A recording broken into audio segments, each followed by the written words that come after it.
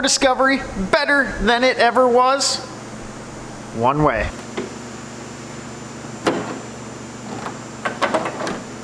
That's right, you stick a 5.3 liter LS based engine out of a GMC Envoy in it.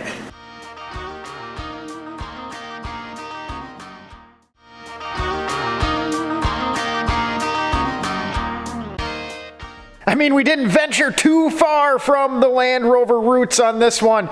It had the 4.6, which was originally based on the Buick 215 V8. So we just put an updated GM engine in it. Much better. Welcome back to the Lost Cause Ranch. Yes, finally, the LS Disco is done. Some of this has been a little bit of a battle, but that's the way she goes when you're sticking the incorrect engine in something.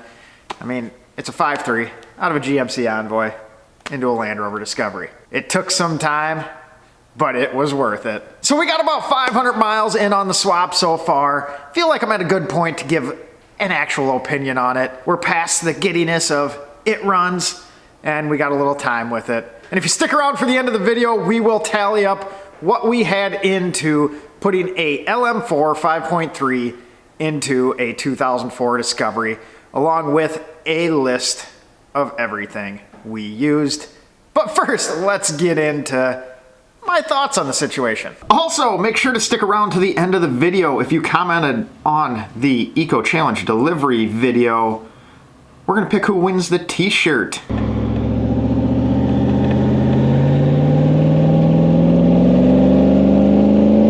So just to get those of you who haven't seen the previous videos up to date, this is an alternative conversion engineering swap kit.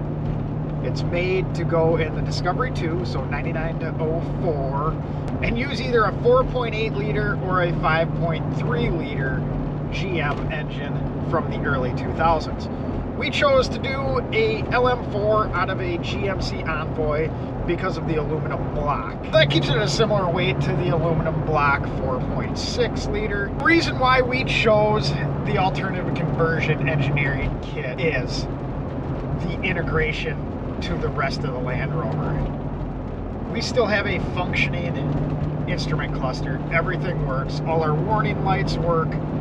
The check engine light is now tied into the GM ECU, and the rest of the warning lights are tied into the Land Rover modules. So it all sits and is happy. Our ABS works, our traction control works, our hill descent still works. And that is because they made an adapter bell housing to go from the GM engine to the Land Rover transmission. If you were to put a GM transmission, the integration would be much harder and you'd probably lose a lot of those functions. Along with that, you use all your original engine accessories from the Land Rover. So it has a Land Rover alternator, Land Rover AC compressor, Land Rover power steering pump, which is neat to me. Cool engineering feat, I guess you can say. Alternative conversion engineering. So why in a Land Rover? Well, if you watch any of the channel, you see that's what we do, is Land Rovers.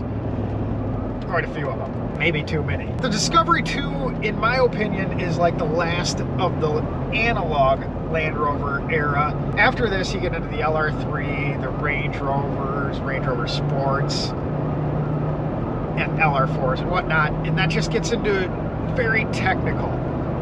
This still feels like you're driving it. It is. If you haven't driven one, it's quite the experience.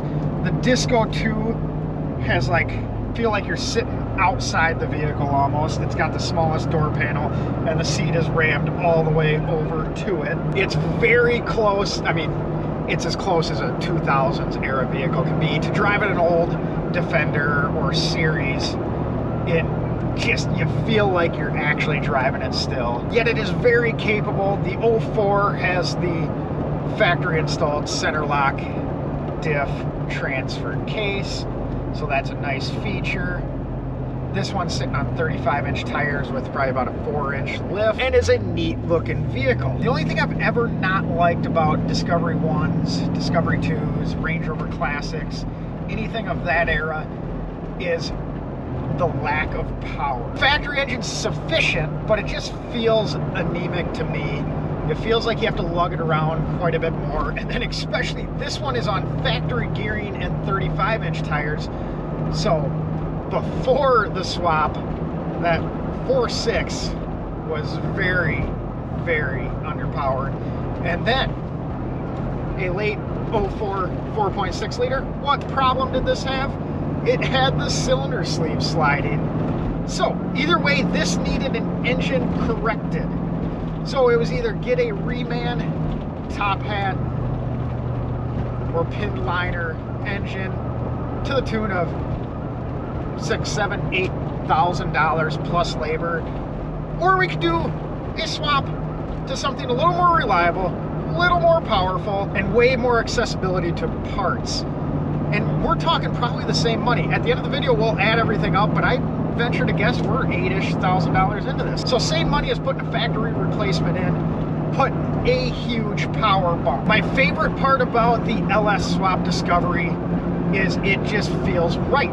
It feels like a factory driving Land Rover. It feels like it should. It feels like an LR3 power-wise, which an LR3 is sufficient, LR4 is better, but this doesn't feel labored anywhere. The transmission is actually happier to me. It shifts better. It all around feels like a smoother driving Discovery. After having 500 miles and working a few little kinks out, you are swapping an entire different manufacturer's engine into this. So there are going to be some quirks to the kit. The kit's fairly complete. You're still going to have to modify some stuff here and there. You're going to have to work through some troubleshooting to get everything. This engine's not supposed to be in here, so expect that to some extent. It's not exactly plug and play. You can have Ace do the majority of the wiring for you if you would like, and that would take out some of the headache. But overall, a very complete kit that is swapping a different manufacturer's engine into a Land Rover. Throttle response, power delivery is just on point in my opinion. And this is what a Discovery 2 should drive like. I don't think it needs any more power. We're probably close to 300 horsepower, and that is perfect. It's perfect. I'm not wanting for more power. It's not gonna beat a Hellcat by any means, but why would you want that? Fuel mileage, I was hoping to be a little bit better, but that was just me being overly optimistic. It's still pushing through an all-wheel drive transfer case, so we're driving all the wheels all the time, so you can only expect so much. We're right around 11-ish miles per gallon, maybe touching 12. It is nearing 0 degrees Fahrenheit right now, so that's killing some mileage. The fact that it's a new swap and I'm a little heavy into the throttle is also not helping the mileage. Exxon, BP are happy that I'm the driver. They usually get terrible mileage on stuff. Either way, it's acceptable. It's about what I get on a normal Discovery, so it's not out of line. It'll probably see an increase once the newness of the swap wears out and it's driven a little more regularly and the weather warms up. That's always, when it gets this cold, it always just seems to kill mileage. In reliability, you can almost expect the same out of a Chevy Silverado, which is generally a reliable engine. So no worries there. And you can just go to your local Riley's AutoZone and grab parts all the time. That's what I would think is kind of a neat feature on this. Granted, there's some integration being you have the Land Rover ECU and the GM ECU tied together, so there's some potential fault points there. Anytime you touch stuff like that, it just adds more points that something can go wrong. But the engine itself is going to be a pretty reliable piece, and that was a big draw on this thing. You're out traveling on the road. Any small town is going to have parts for a Chevy engine. So overall, I love this thing, and we are going to do another one, and I may have to get one for myself personally. I could see myself driving an LS Swap Discovery every day. I have an LR4 that is pretty neat right now, and I think I'd rather have this. So with that being said, we're gonna cruise back to the ranch, and we'll get inside and we'll go over everything that was involved parts-wise on the swap, tally it up. That way, you guys can know what you're getting into. So is this the ultimate Discovery? Maybe not the ultimate Discovery, but I can tell you, this is the best driving Discovery 2 I've been in to date. Power delivery, on point. And on the shirt giveaway, one of the Land Rover's only shirts, we had 34 different people comment on the Eco Challenge delivery video. So we're gonna lay those out in numbers and have a random number generator pick it. And let's see what it came up with. And this week's winner is Woofy Bear. Woofy_bear. So get a hold of us and we'll get you a shirt out. We'll do some more giveaways in the future too, so don't miss out on those. All right, so we compiled a list of the majority of what we used on this swap. Major items. I didn't include fluids or some random miscellaneous hose, zip ties, stuff like that that we have around as shop supplies. So this is not complete. I'm not going to say it's accurate for every swap. This is what we used. We had to modify some of the stuff, but it gives you a general idea what you're looking at. Some of this stuff is at wholesale pricing. We are a repair shop, but wholesale pricing isn't that great anymore anyways. You can probably get about the same pricing or better on the internet. With that being said, I'll put a link to the little Google Docs with everything. We got part numbers and brands on there down in the description. And it looks like there was like 47 line items. Some of them had multiple pieces. So what'd it come out to be? It was better than I thought. I actually thought it'd be more than this. It was 57.66.76 total in parts. Like I said, no fluids. That doesn't include labor, which would probably double that if you're gonna have a shop do this. So $12,000 would be my guess.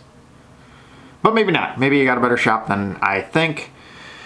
But no, parts, 57.66, which comes in under replacing the factory engine. I think that's a good value. So if you're willing to put in some time on your own, this is a fairly reasonable outcome, I believe. It is a daunting task for some, and you do have to have some mechanical ability to get it done, but I say it's worth it. And I love our little ACE converted LS Discovery, and I think we'll do another one in the future. With that being said, I'll put a link to the playlist of all the install if you are curious, and we'll catch you on the next one. We also have an LS3 Defender going on right now, so make sure to subscribe for that. Thanks for watching. We'll see you guys next time.